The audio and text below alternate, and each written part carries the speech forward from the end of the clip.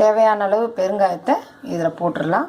இப்பயே welcome to Isaac creations. இன்னைக்கு புளி சாதத்துக்கு தேவையான புளிக்காய்ச்சல் செய்ய போகிறோம். அதுக்கு தேவையான பொருட்கள் பார்த்துக்கலாம். இது ஒரு பெரிய எலுமிச்சம்பழத்தை விட ஒரு ஆரஞ்சு பழம் அந்த சைஸில் ஒரு கொஞ்சம் புளி எடுத்துக்கலாம்.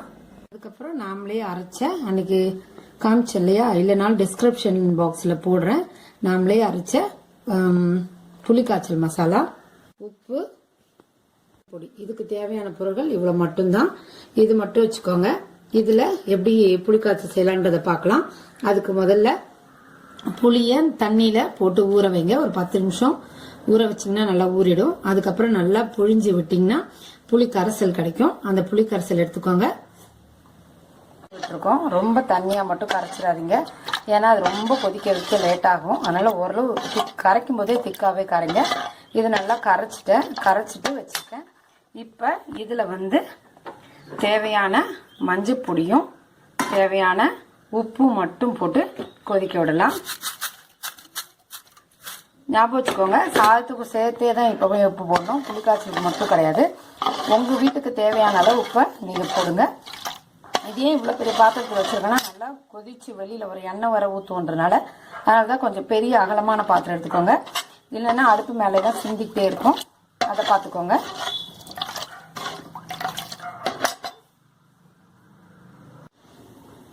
தேவையான அளவு பெருங்காயத்தை இதில் போட்டுடலாம். இப்பயே போட்டுருங்க. நான் கட்டி தான் வச்சுருக்கேன்றதுனால இப்பயே போட்டுறேன். வேறு தூளை வச்சுருந்தீங்க அப்படின்னா நீங்கள் கடைசியாக தாளிக்கும் போது போட்டுக்கலாம்.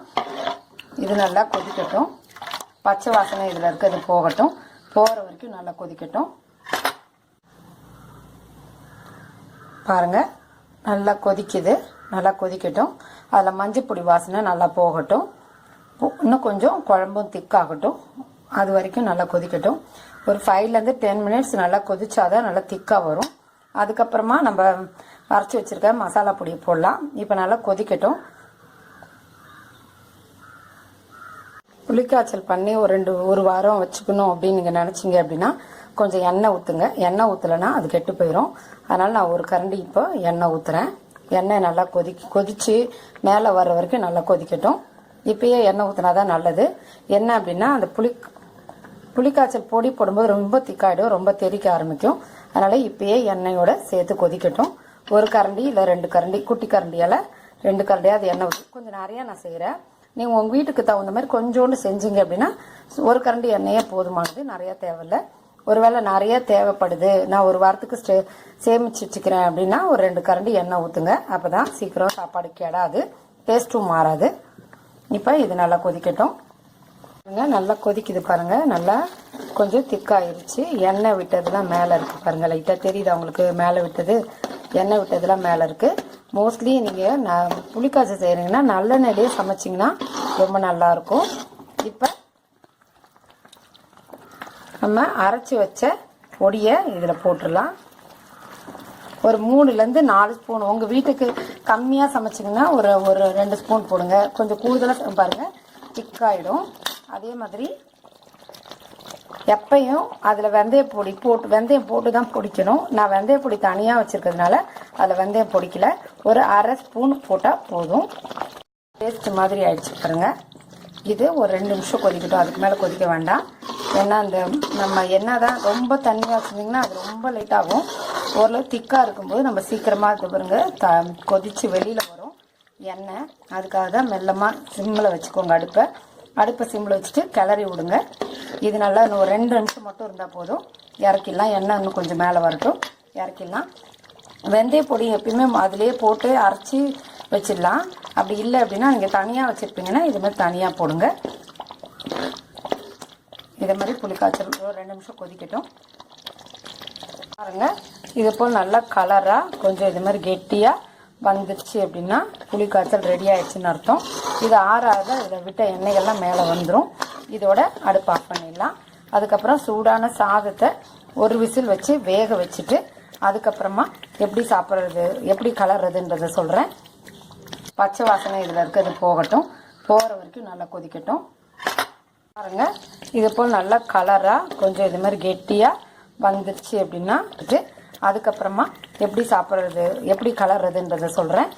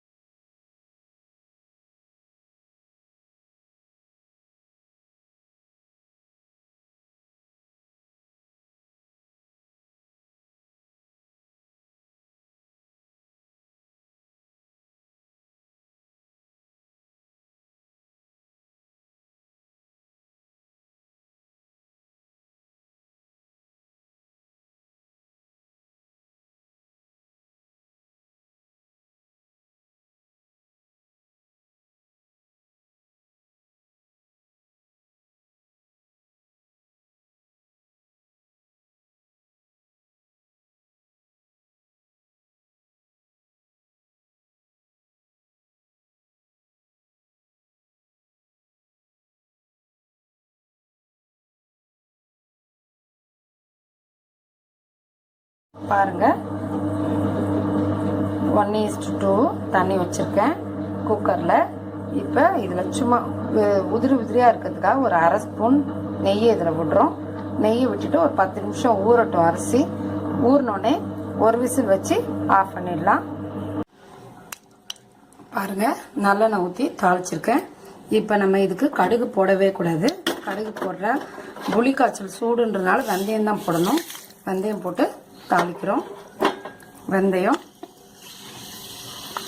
மிளகா,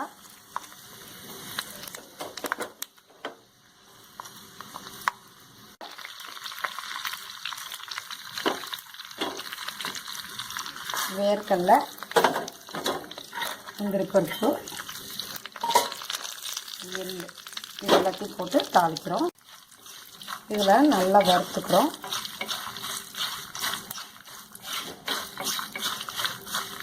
இப்போ இதெல்லாம் தாளிச்சது தான். வெந்தயம் பொரிஞ்சா போதும். மித்தபடி இதில் அப்படியே தான் இருக்கும். இது நல்லா வறுத்துக்கிறோம்.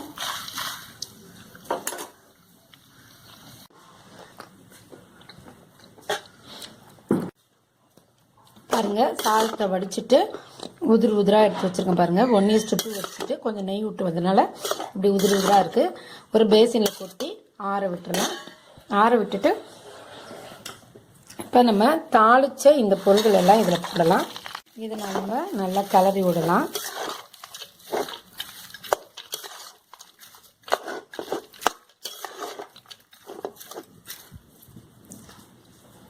கிளறி விடும்போது தான் நமக்கு அந்த சாதம் இன்னும் சாதத்தில் எண்ணெய் ஊற்றி ரொம்ப நல்லாயிருக்கும். இப்போ இப்படி கிளறி விட்டுட்டு இப்போ இந்த புளிக்காய்ச்சல் பொடியில் அங்கே பாருங்கள் ஒரு 2 ஸ்பூன் எடுத்து 2 கரண்டி எடுத்து போடுறோம். தேவைப்படுற அளவுக்கு போட்டுட்டு அதுக்கப்புறம் போட்டுக்கலாம். இப்போ கிளறி விடலாம். வெந்தயம் இப்போ தான் பொடிச்சு போட்டோம் அப்படின்றதுனால நீங்கள் ஒன்றும் கவலைப்பட தேவையில்லை. ஏன்னா வெந்தயம் சாதம் ஊறுறதோட வெந்தயமும் சேர்த்து ஊறும்போது ரொம்ப நல்லாயிருக்கும்.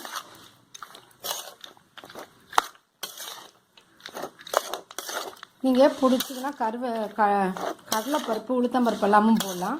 நான் நிறைய வேர்க்கடலை போடுறதுனால கடலைப்பருப்பும் உளுத்தம்பருப்பும் போடலை. சப்போஸ் நீங்கள் தேவைப்பட்டுச்சுன்னா நீங்கள் போட்டுக்கலாம். புளிக்காய்ச்சல் செய்யும்போது ஒன்றுமே போடாமல் வெறுமனே இந்த புளிக்காய்ச்சல் பொடியை மட்டும் பச்சை வாசனை போகிற அளவுக்கு நல்லா கொதிக்க வச்சா போதும். சாதத்தில் உங்களுக்கு என்ன வேணுமோ அதை எடுத்து போட்டுக்கோங்க. கடலைப்பருப்பு, உளுத்தம்பருப்பு, வேர்க்கடலை, முந்திரி பருப்பு உங்கள் வீட்டில் என்ன இருக்கோ அதுக்கு தகுந்த மாதிரி போட்டுக்கோங்க. இன்னும் கொஞ்சம் கலர் வரலாம். இது ரொம்ப லைட்டாக இருக்குது. இன்னும் கொஞ்சம் பொடி போட்டு புளிக்காய்ச்சல் போட்டு கிளறலாம். இது நேரில் பார்க்குறதுக்கு நல்ல கலர் இருக்குது. ஃபோனில் கலர் இல்லை. நல்லா ஊறி கிடைக்கட்டும். வெந்தயம் இப்போ தான் போட்டோம் அப்படின்றனால உடனே சாப்பிட்டிங்கன்னா நல்லா இருக்காது. வெந்தயம் நல்லா ஊறட்டும். மதியானம் சாப்பிட்டிங்கன்னா, காலையில் செஞ்சுட்டு மதியானம் சாப்பிட்டிங்கன்னா ரொம்ப கரெக்டாக வெந்தயம் வாயில் மாட்டுறது தெரியவே தெரியாது. ரொம்ப சுவையாக இருக்கும். இதே போல் நீங்களும் புளிக்காய்ச்சல் செஞ்சு பாருங்கள். இல்லை சப்போஸ் என்கிட்ட செஞ்சு வாங்கிக்கணும்னு நினச்சிங்கன்னா எனக்கு என்னோட நம்பரில் ஆர்டர் கொடுங்க. உங்களுக்கு செஞ்சு உங்கள் வீட்டுக்கே கொரியர் அனுப்புகிறேன். உங்களுக்கு இந்த வீடியோ பிடிச்சிருந்தா லைக் பண்ணுங்கள், ஷேர் பண்ணுங்கள், சப்ஸ்கிரைப் பண்ணுங்கள். நன்றி, வணக்கம்.